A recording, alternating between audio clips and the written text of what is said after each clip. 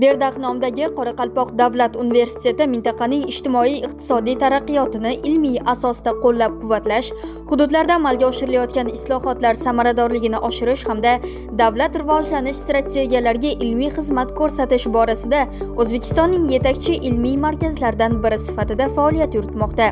Universitet olimlari tomonidan olib borilayotgan tadqiqotlar Qoraqalpog'iston Respublikasining o'ziga xos demografik tuzilmasi, iqtisodiy imkoniyatlari, ekologik sharoitlari va istiqboldagi rivojlanish yo'nalishlari bilan uzviy bog'liq bo'lib, hududning barqaror taraqqiyotiga xizmat qiladigan amaliy natijalarga ega. Endi ushbu yo'nalishlarda qilinayotgan ishlar haqida batafsilroq ma'lumotni ilmiy ishlar va innovatsiyalar bo'yicha prorektorning fikrlaridan eshitsak. Barchangizga belgili, O'zbekiston Respublikasi Prezidentining 2022-26 yillardagi жаңа O'zbekistonning rivojlantirish bo'yicha strategiyasida, ya'ni bu Prezident qarori 60-sonli Prezident qarorida ko'rsatilgan 2022 yil 28 yanvardagi ham sonday-ақ аймақларды социал-экономикалық жақтан rivojlantirish bo'yicha жоғары білімлендіру, ілім һәм инновация министрлігінің 2024 жылы 20 августта шыққан 314 санлы бұйрығына текарланған халда бүгінгі Қарақалпақ мемлекеттік университетінде осы пармаларды орындауда, осы бұйрықтарды орындауда бір қанша жұмыстар алып барылмақта. Атап айтатын болсақ, біздің Қарақалпақ мемлекеттік университеті тек қана Қарақалпақстанда емес, бүткіл аймақтағы, яғни региондағы кадрларды даярлау бойынша ең текарғы үлкен университеттен есептелінеді. Егер 5-6 жылға біз кейін алып қарайтын болсақ, Қарақалпақ мемлекеттік университетіндегі ilmi дәрежелік көрсеткіші 34% құраған болса, бүгінгі күнге келіп бұл көрсеткіш, ilmi көрсеткіш 45%-ке дерлік жақындады. Әлбетте, бұл көрсеткішлерді біз жоғары көрсеткішлерді көтеруде Қарақалпақ мемлекеттік университет тарапынан бір қанша жұмыстар алып барылып жатырды. Міне солардан бірі bundan 5-6 жыл бұрын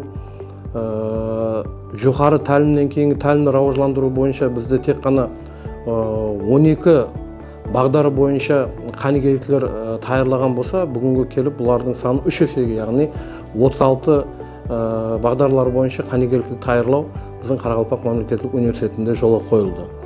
Сонымен бірге бұл жоғары тәлімнен кейінгі тәлім бойынша, яғни таяншы докторантура, өз бетінше ізденушілер, стажировкалар бойынша бүгінгі күнде бұлардың саны 500-ге жақындасты. Бұл тараулар бойынша, яғни ilmi дәрежелерді даярлау, осы региондағы ilmi дәрежелікті көрсеткішін көтеру бойынша, bundan 5-6 жыл бұрын Қарақалпақ мемлекеттік университеті тек қана бір ilm дәрежесін жақлайтын, диссертацияларын жақлайтын тек қана бір ilmi қанегелісті кеңес болған болса, бүгінгі күнге келіп олардың саны 12-ке жетті. Яғни алдыңғы уақытымызда тек қана Қарақалпақ филология, яғни Қарақалпақ тілі һәм әдебиеті бойынша диссертациялар жақланған болса, бүгінгі күнге келіп бұлар юридика, география, биология, техника тараулары болған, химиялық технология, құрылыс, архитектура һәм тағы басқа тараулар бойынша қанегелер өзінің диссертацияларын осы ilmi кеңеслерде жақлап келмекте. Әлбетте, бұл ilmi дәрежелер беруші ilmi кеңеслерде бүгінгі күнге келіп, яғни соңғы 5 жылда 100-ден астам адамлар өз диссертацияларын жақлады. Сонымен бірге бұл ilmi зерттеу жұмыстары, диссертациялар һәм басқа да ilmi лабораторияларда бір қанша зерттеу жұмыстары алып барылмақта. Яғни айтып өтетін болсақ, бүгінгі күнде бұл зерттеу жұмыстарының жұмақлары, оларды әмелиятқа енгізу, оны Қарақалпақстан һәм Өзбекстанның халық қожалығында пайдалану бойынша бір қанша жұмыстар алып барылып жатырды. Яғни айтатын болса, биылғы жылдың өзінде Қарақалпақ мемлекеттік университетінде 12 ilmi жойбар істеніп жатырды. Яғни бұлар дерлік 10 миллиардқа шамалы суммадағы ilmi зерттеу жұмыстары алып барылып жатырды. Сондай-ақ қожалық шартнамалары бойынша 90-ға жақын қожалық шартнамалар түзілген. Бұлар да 1 миллиардқа шамалы қазіргі күнде ilmi зерттеу жұмыстары алып барылып жатырды.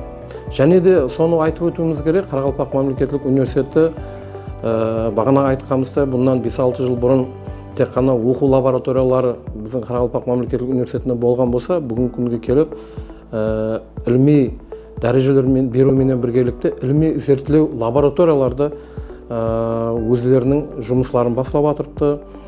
Мәселен, солардың бірі бұл Қарақалпақ мемлекеттік университетінде кластер, яғни 4 лабораториядан ібарат болған кластер мысалы өз жұмысын бастады. Бұл жерде тек қана химия технология, құрылыс һәм тоқымашылық тараулары бойынша лабораториялар қазіргі уақытта өзінің ilmiy жұмысларын алып бармақта. Сондай-ақ Қарақалпақ мемлекеттік университеті өзінің қаржы есебінен биоэкология лабораториясын басылады. Бұл жерде де бір қанша жұмыстар алып барылмақта. Сонымен бірге Замин фонды есебінен өткен жыл Қарақалпақ мемлекеттік университетіне 2,7 миллиард суммадағы лаборатория, яғни бұл атмосфера хауасының патаслануын мониторинг қылатын үлкен лаборатория үскенесі бізде қазіргі уақытта өз жұмысын бастады. Бұл бойынша білімпаздарымыздан өздерінің жұмысларын алып бармақта. Сонымен бірге мен ойлаймын, бүгінгі күндегі қазіргі уақытта алып барып отырған ilmiy зерттеу жұмысларымыз алдағы уақытта өзінің нәтижені еледі, жақсы нәтижелерін береді. Һәм кейінгі ilmiy зерттеу жұмысларын біз алдымыздағы басқа да zertlew жұмысларын іржелестіргенбіз. Talabalar uchun yaratilgan innovatsion va ilmiy muhit bilan tanishib chiqdik. Endi esa universitetimizning energetika yo'nalishida olib borayotgan ishlariga ham to'xtalib o'tsak. Elektr energiyasini tejash va qayta tiklanuvchi manbalarni rivojlantirish jumladan quyosh panellari orqali energiya samaradorligini oshirish borasida amalga oshirilayotgan loyihalar kelajak avlod uchun yanada qulay va ekologik toza ta'lim muhitini ta'minlashga xizmat qilmoqda. Xo'sh, bu borada mutaxassis nima deya oladi? Keyingi o'zingizga ma'lum 8 yilda bizning mamlakatimizda ulkan reformalar o'zgarishlar bo'lib o'tiribdi. Solarning ishini men o'zimning tarafimda aytadigan bo'lsam, asarisi bilimlendiruv ham ilm tarafında bir necha hurmatli prezidentimizning qarorlari, farmonlari chiqdi. Men atab aytadigan bo'lsak, eng keyingi farmonlarning biriwi 68-qaror бұл ulama жоғары оқу орындарындағы оқу процесіне қатты e'tiborga алынған. Енді біз тарихқа бір көз жүгіртіп қарайтын болсақ, бір уақытлары біздің Қарақалпақстан бойынша тек қана бір ғана университет болған. 90-шы жылдары міне Әжінез атындағы Нөкс мемлекеттік педагогика институты ашылды. Бүгінгі күні егер сонымен салыстыратын болсақ, оннан астам жоғары оқу орындары бар. Мен істеп отырған, мен етіп отырған Бәлдағатында Қарақалпақ мемлекеттік университетіне назар тастайтын болсақ, бұдан 8 жыл бұрын студенттердің контингенті саны 6-7 артпайтын.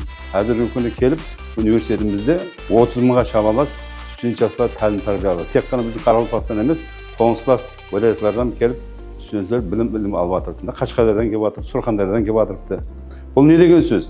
Демек, құрметті президентіміз келешекке үлкен қадамдарменен білімді, сауатлы жастарды тәрбиелеу керек. Себебі жастар бұл біздің келешегіміз. Әлбетте, хабарларыңыз бар, жаңа Өзбекстан стратегиясы 2030-да үлкен мәселелер қаралып, сөйледі Өзбекстанның жаңа Өзбекстан деген аталып, соның мазмұны, мәнісіне e'tibor berib, қалай соны әмелге асырамыз деген сауалдарды қойып, оны шешу үшін әмме механизмдерін президент тарапынан көрсетіп берілді. Міне Қарақалпақ мемлекеттік университеті, мен істеп отырған ярмүштер физикасынан бір назар тастайтын болсақ, күні кеше Еккүлікте 7-8 ноябрь күні әр 4 жылда дәстүрлі болып келатырған қазіргі заман ярмүштер физикасының масқалары деген конференция өтті. Ташкенттен, Хорезмден, басқа уәлаяттардан имамдар келіп өздерінің баянаттарын қылды. Бұл конференцияның өткізгендегі тиқа мәнісі 4 жылдың ішінде ұстараудағы ең кейінгі жаңалықтарды бұлар баянат формасында алып шығып, пленар докладлар болды, пленар баянатлар болды, секциялық баянатлар болды. Міне сөйерді көрсетілді. Бүгінгі күні көпшілік сол баянатларға қарайтын болсақ, құяш панелдері, құяш элементтеріне көбірек e'tibor berilgan. Неге? Бұл бүгінгі күні энергетика мәселесі бұл дүния жүзі бойынша ең актуал бағдарлардың бойынша. Менің өзімнің сөйерде құяш элементінің эффективін асыру бойынша базы бір мәселелер деген атпенен шығып айттым. Біздің университетіміз, біздің Ярмүштер физикасы кафедрасы кейінгі 5-10 жылдың ішінде Ислам Каримов атындағы Ташкент мемлекеттік техника университеті жүзде тығыз байланысып, қазір айтуым мүмкін, міне 5-6 философия доктор физика математика бойынша, қазір міне 2 докторантымыз доктор сайенс бойынша өздерінің жұмысын алып бармақта. Міне жақында бір жаңалық ретінде айтуым керек, 2025 жылы 22-29 сентябрь аралығында мен Белоруссия университетіне барып қайттым, Минск қаласындағы. Bu yerде tekrar maqsadımız memorandum түзу. Енді айту керек, ақиқаттан Белоруссия мемлекеттік университеті бұл тек қана қарасты мемлекеттер ауқымында емес, бәлкім дүнияда өзінің орны бар университеттер. Біз келісіп қайттық бірге істесуде. Қазір президентіміз дерлік әмме жерге жол ашып берді. Қайерге бараман десе жастар, қайерде оқиман десе, өзінің біліммен, іліммен көп мынандай әртүрлі проекттер бар, соларды ұтып алып, көп жерлерде қазір біздің жастарымыз оқады. Бұл не деген сөз? Демек, келешекте Құдай қаласа жаңа жоғарыда айтып өткендей, жаңа Өзбекстанның мазмұнын һәм келешегін белгілеп беруші факторлар өсірген. Және бір айтып кететін нәрсем, біз үшінші ренессанстың фундаментін құру мәселесін қойып жатырмыз. Бұны кім құрады? Жастар құрады әлбетте.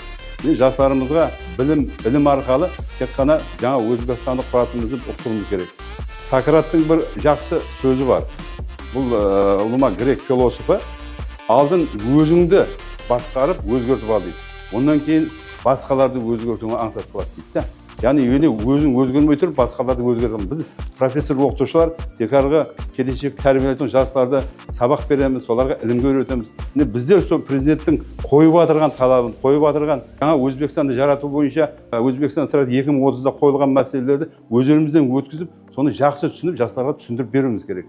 Текарыма, егер сондай қылып жұмыстар баратын болса, жаңа Өзбекстанды біз құрамыз һәм өзіміз ham соны көру несібесіне ие боламыз. Turizm yo'nalishida talabalar uchun yaratilgan laboratoriya mehmonxona shunchaki dars maydoni emas, balki talabalarga kelajakdagi turizm biznesini amalda sinab ko'rish imkonini beradigan maxsus o'quv maydoni. Navbatdagi fikrlarda shu jarayon qanday olib borilayotganiga to'xtalib o'tilgan. Бүгінгі күні Қарақалпақстан Республикасы өзінің социалдық-экономикалық раважлануының жоғарғы басқышына көтерілмекте.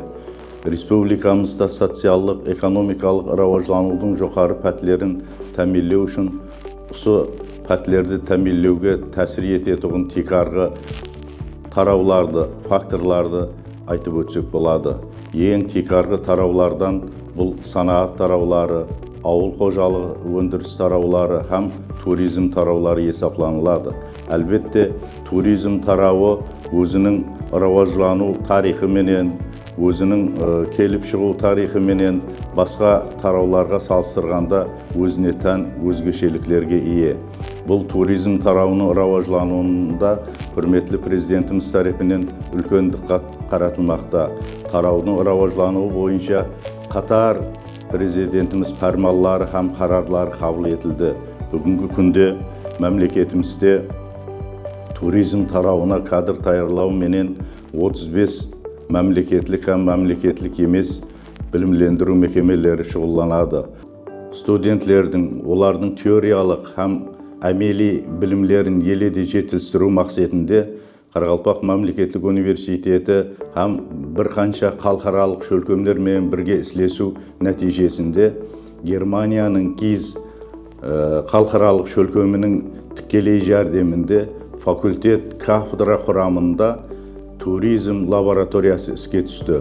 Бұл туризм лабораториясының абзаллығы сонан ібарат, бір уақыттың өзінде бірнеше предметтен әмели лабораториялық сабақларды осы лабораторияның өзінде өткеру мүмкіншіліктерге ие.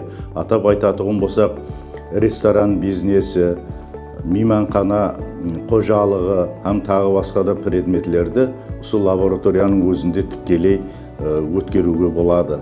Әлбетте, кадрларды даярлау мәселесінде әмелиятпенен бірге тығыз алып баруда үлкен жұмыслар әмелге асырылып жатыр. Құрметті президентіміз тарапынан 2024 жылы қабыл етілген президент фарманына муафық туризм тарауында даярланып жатырған студенттерді еледе әмелиятқа, тұрмысқа, практикаға жақындату мақсатында оқу ережелеріне өзгерістер кіргізіліп, туризм тарауындағы қанегелерді даярлау 3 жылдық оқу ережесіне өткерілді. Жұмақлап айтатығым болсақ, туризм тарауы дүнияда ең раважланған тараулардың бірі болып есептелінеді. Туризм тарауы дүния жүзі бойынша жалпы ішкі өнімнің 10%-ін құрайтығын болса, бұл Өзбекстан көлемінде жалпы ішкі өнімнің 3-4% атрапында болып, ал біздің республикамызға келетін болсақ, бұл 1-2% атрапында болады. Әлбетте, туризм тарауынан келетін дараматларды еледе жоғарылату, туризм көрсетілетін қызметлердің сапасын жақсылау бойынша тек қана туризм һәм меймандостық бағдарында кадрлар таярлап қоймастан, гид, аудармашы бағдарында да кадрлар таярлау үлкен ахметке ие. Себебі біз әмелиятта, тұрмыста көріп отырған тек қана келген туристерді инглиз тілінде, ямаса неміс тілінде гид аудармашыларды ұсыныс етіп қоймастан, оларды дүнияның басқа рауажланған мемлекеттерінің, айтайық Қытай тілінде, Япон тілінде, Малайзия тілінде, Индонезия, Урду, Хиндистан, һәм басқа да тілдерде гид аудармашыларды таярлау бізге келетін туристердің санының көбеюін, һәм олардың бізге келген уақытында осы туристік қызметлерге болған қанағаттанушылық дәрежесін көрсетеді. Әлбетте университетте туризм һәм меймандостық бағдарымен бір қатарда гид аудармашы тарауында да кадрлар таярланбақта. Біз осы кадрларды таярлаудың жаңа басқышында олардың сапасын жақсылау, оларға қойылатын талаптарды еледе жоғарылату мақсатында университетте оқу ережелерін қайттан түзу, оқу ережелеріне өзгерістер кірту, топ 1000-лыққа, топ 500-лікке кірген университеттің оқу ережелерімен сәйкеслестіру жұмыстары әмелге асырылып жатыр.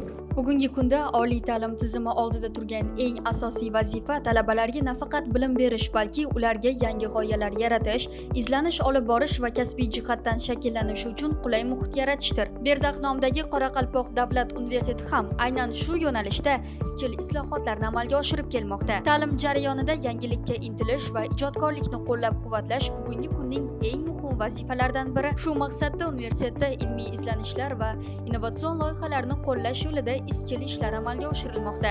Zamonaviy laboratoriyalar, startup inkubatorlar va amaliy o'quv maydonlari yoshlarning g'oyalarini real loyihalarga aylantirishiga keng imkoniyat yaratmoqda. Universitetdagi innovatsion yondashuvlar alohida bir yo'nalish bilan cheklanib qolmaydi. Ilmiy izlanishlar iqtisodiyotdan tortib, biologiya, geologiya, energetika kabi turli sohalarda ham o'z samarasini bermoqda. Har bir sohada tashkil etilgan zamonaviy laboratoriyalar, amaliyotga yo'naltirilgan darslar va ilmiy loyihalar talabalarning kasbiy tafakkurini mustahkamlab, ularni real sektor talablariga tayyorlamoqda.